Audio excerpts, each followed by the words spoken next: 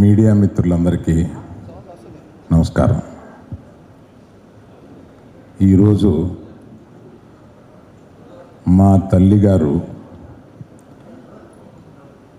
11వ రోజు ఇహలోకాలని వదిలి పరలోకాలకి ప్రయాణించే మొదటి రోజు. మా తల్లిగారిది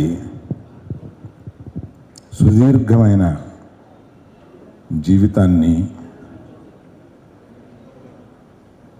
మేము ఎందుకు ఆమె ఈ ప్రయాణాన్ని, ఈ చివరి దశని వీడ్కోలుగా, అంటే మీరందరూ బయట ఆ బోర్డు చూసుంటారు, సెలబ్రేటింగ్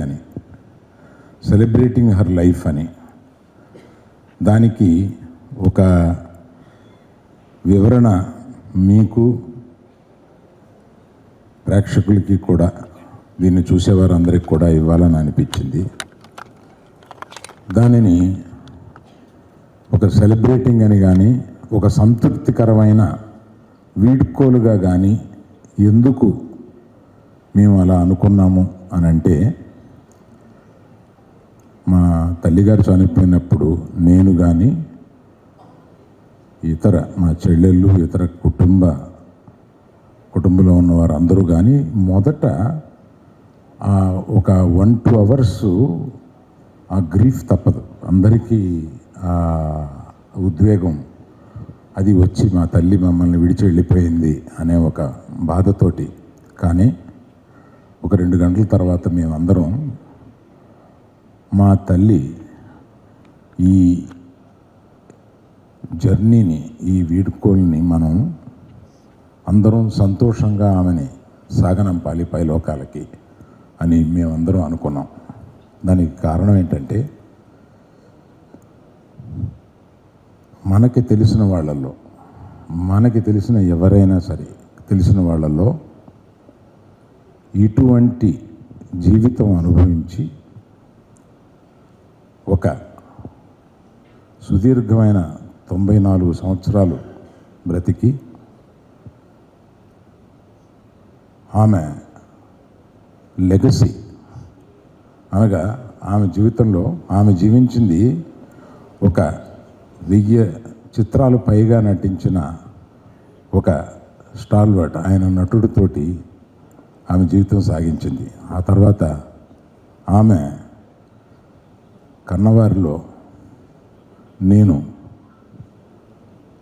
నా గురించి అంతగా మీకు తెలుసు కనుక నేను చెప్పుకోక్కర్లేదు. తర్వాత చిరంజీవి గారు ఒక స్టాల్వర్ట్, ఒక మెగాస్టార్, ఒక గొప్ప మానవతావాది. ఆయనని ఒక అల్లుడుగా పొందగలిగింది ఆవిడ. అల్లుడుగా ఆయనకి ఆమెకి ఉండే సంబంధం కూడా నేను మళ్ళీ చివరిలో చెప్తాను. అటువంటి చిరంజీవి గారు అల్లుడు. తర్వాత ఆమె సొంత మనవళ్ళు, అటు అర్జున్ కానీ, ఇటు మన రామ్ చరణ్ కానీ, దేశ విదేశాల్లో ప్రఖ్యాతిగాంచిన ఒక నటులు. అటువంటి వాళ్ళే కాకుండా తన దగ్గర బంధువుల్లో ఒక అల్లు శిరీష్, అల్లు వెంకటేష్, మన పవన్ కళ్యాణ్కి ఆమెకి ఉన్న సంబంధం కూడా నేను మళ్ళీ వివరిస్తాను. పవన్ కళ్యాణ్ గారు ఆ తర్వాత కుటుంబంలో అనేక మంది ఎంతో ఉన్నత స్థాయికి చేరిన అనేక మంది ఉన్నారు. అందులో మన వరుణ్ తేజ్ కానీ, మన తేజు కానీ, ఇంకా ఇతర నటీమణులు కానీ ఎంతోమంది, ఇంతమంది తన లైఫ్లో చూస్తూ ఒక ఆశ్చర్యకరమైన విషయం చెప్తాను. ఆమె మనవరాళ్ళు కాకుండా ముని మనవరాళ్ళు కలిపితే 12 మంది ఉన్నారు. 12 మంది ముని మనవలు మనవరాళ్ళు గ్రేట్ గ్రాండ్ చిల్డ్రన్లో 10 మంది ఆమె తుది ప్రయాణాన్ని అటెండ్ అవ్వగలిగారు. అటువంటి జీవితం కోటిలోనో 10 కోట్లలోనో ఒకరికి ఉంటుంది.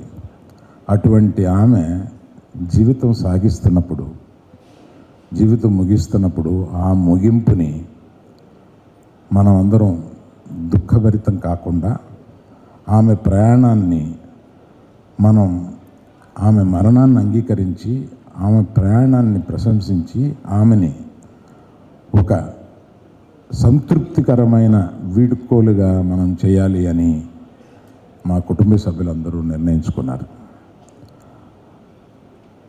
ఎందుకు ఆమెని సెలబ్రేట్ చేస్తున్నామో ఆమె లైఫ్ని, ఆమె తుది ప్రయాణాన్ని అనేది మీకు చెప్పాలని అనిపించింది.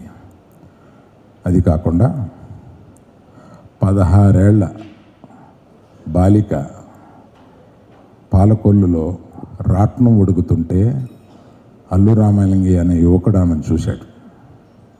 చూసి ఆమెను పెళ్లి చేసుకోవాలని తల్లిదండ్రుల్ని వాళ్ళ తల్లిదండ్రుల దగ్గరికి పంపించి ఆమెను పెళ్లి చేసుకోవాలని అడిగిన సందర్భంతో స్టార్ట్ అయింది వాళ్ళది. ఆ ప్రయాణంలో మా నాన్నగారిని పెళ్లి చేసుకుని, ఆయన హార్డ్ కోర్ కమ్యూనిస్ట్, ఆయన అర్ధరాత్రి తన సహచరులను తీసుకొచ్చి ఆమెను లేపి భోజనం పెట్టమంటే అర్ధరాత్రి వండి వాళ్ళందరికీ భోజనం పెట్టేది. ఆ తర్వాత మా అక్కగారు నవభారతి గారు పుట్టారు. ఆ తర్వాత నేను కడుపులో పుట్టగానే ఆయన కమ్యూనిస్ట్ జైలుకి వెళ్ళిపోయారు. కడలూరు జైల్లో 6 మాసాలు ఆయన్ని పెట్టారు. అంతకుముందే ఆయన స్వతంత్ర పోరాటంలో కొంతకాలం జైల్లో ఉన్నారు. ఆ తర్వాత కమ్యూనిస్టు, ఆ తర్వాత జైలు, ఆ తర్వాత అవన్నీ వదిలేసి ఆర్టిస్ట్గా అవ్వాలని ప్రజానాట్యాల మండలితో ఆయన కొంతకాలం ప్రయాణం చేసి దాని ద్వారా సినిమాల్లోకి వచ్చి గరికపాటి రాజారావు గారు ఆయన చూసి సినిమాల్లోకి తీసుకొచ్చి సినిమాల్లో పుట్టిల్లు అనే సినిమాల్లో ఆయన్ని జమున గారిని ప్రవేశపెట్టారు. అక్కడి నుంచి కొంతకాలం సినిమాలు 1-2 వచ్చినాయి కానీ రాలేదు. తర్వాత